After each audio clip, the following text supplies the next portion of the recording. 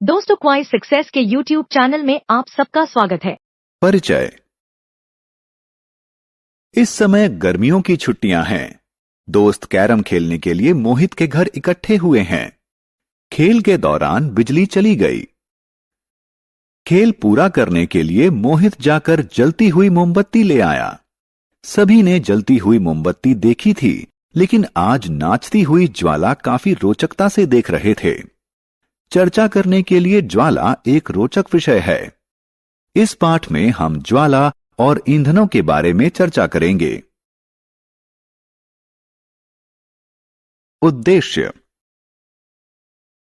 इस पाठ के अंत में आप निम्न करने में सक्षम हो जाएंगे: ज्वाला की संरचना की व्याख्या करना, ईंधन और ईंधन क्षमता को परिभाषित करना, ईंधन जलने के हानिकारक प्रभावों की व्याख्या करना।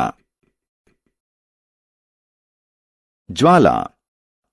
जब हम लैंप की ज्वाला को देखते हैं, इसका रंग पीला होता है, लेकिन किचन स्टोव की ज्वाला नीली होती है। यह जानना रोचक है कि ज्वाला का रंग ऑक्सीजन की आपूर्ति पर निर्भर करता है। यदि ऑक्सीजन की आपूर्ति कम है, तो अपूर्ण दहन के कारण ज्वाला का रंग पीला दिखाई देगा, और यदि यह अधिक है तो पूर्ण दहन के कारण ज्वाला का रंग नीला दिखाई देगा। क्या आप जानते हैं कि यह ज्वाला कैसे प्राप्त होती है?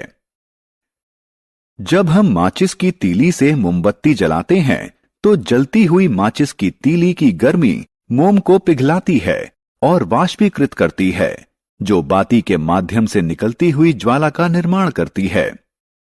इसी प्रकार जब लैंप जलाया जाता है, तो केरोसिन तेल बाती के माध्यम से निकलता है और ज्वाला का निर्माण करता है।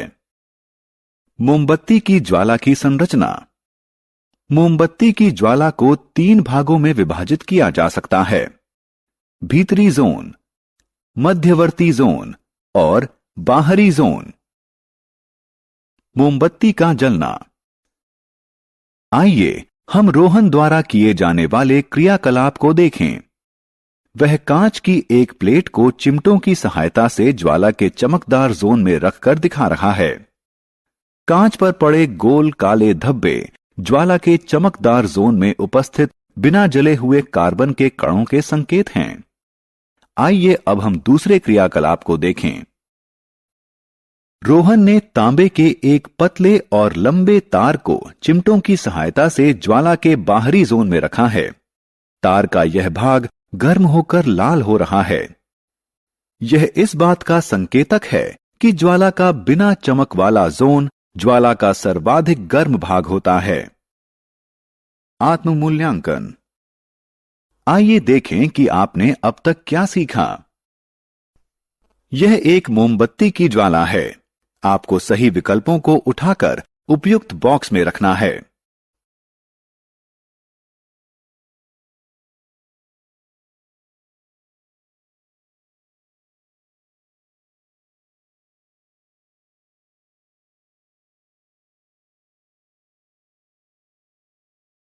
ईंधन और ईंधन क्षमता। ईंधन ऊर्जा का महत्वपूर्ण स्रोत है। हम कार चलाने के लिए पेट्रोल या डीजल, भोजन पकाने के लिए एलपीजी, हवाई जहाज उड़ाने के लिए क्रूड ऑयल, उष्णता प्रदान करने के लिए लकड़ी का इस्तेमाल करते हैं। ये सभी ईंधन हैं। सभी ईंधन निर्बाध रूप से नहीं जलते हैं। ईंधन क्षमता इसके ऊष्मीय मान द्वारा निर्धारित होती है।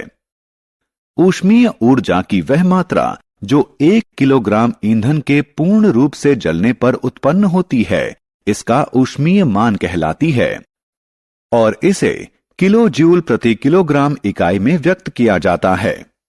एलपीजी का ऊष्मीय मान लकड़ी या कोयले से ज्यादा होता है, इसलिए एलपीजी लकड़ी या कोयले की तुलना में बेहतर ईंधन है। ईंधन जलने के हानिकारक प्रभाव। ईंधन महत्वपूर्ण है, लेकिन ईंधन की अत्यधिक खपत के कारण पर्यावरण पर हानिकारक प्रभाव पड़ते हैं। वाहनों और उद्योगों से उत्सर्जित होने वाले धुएं में बिना जले हुए कार्बन के कण होते हैं, जो वायु प्रदूषण का कारण हैं। यह सलाह दी जाती है कि जिस कमरे में कोयला जल रहा हो वह कमरा बंद करके कभी ना सोएं, क्योंकि कम ऑक्सीजन के कारण कोयला पूर्ण रूप से नहीं जलेगा। इसके परिणाम स्वरूप जहरीली कार्बन मोनोऑक्साइड गैस अवमुक्त होगी, जिसके कारण उस कमरे में सोते हुए व्यक्ति की मृत्यु हो सकती है। ग्लोबल वार्मिंग और अम्ल वर्षा।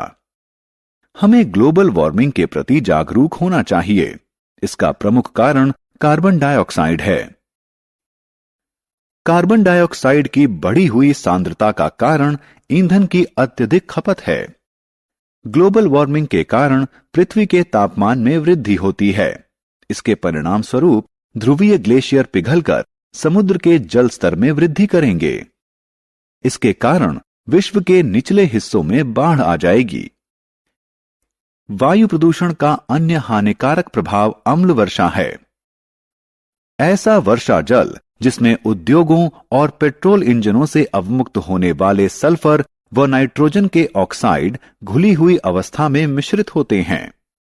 यह त्वचा, मिट्टी, खड़ी फसलों और इमारतों के लिए अत्यधिक हानिकारक हो सकता है।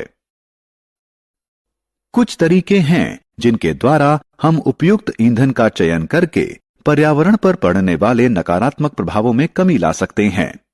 इसका सर्वश्रेष्ठ उदाहरण ऐसे कार, बस और ऑटो रिक्शा हैं जो पेट्रोल के बजाय कंप्रेस्ड नेचुरल गैस यानी सीएनजी से चलते हैं। सीएनजी एक साफ और सस्ता ईंधन है। सारांश। आइए हमने जो कुछ सीखा है उसे संक्षेप में दोहराएं। ज्वाला के 3 भाग होते हैं: काला जोन, चमकदार जोन और बिना चमक वाला जोन।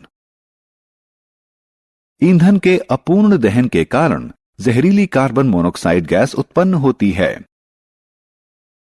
वायु में कार्बन डाइऑक्साइड की सांद्रता बढ़ने के फलस्वरूप पृथ्वी के तापमान में वृद्धि होती है।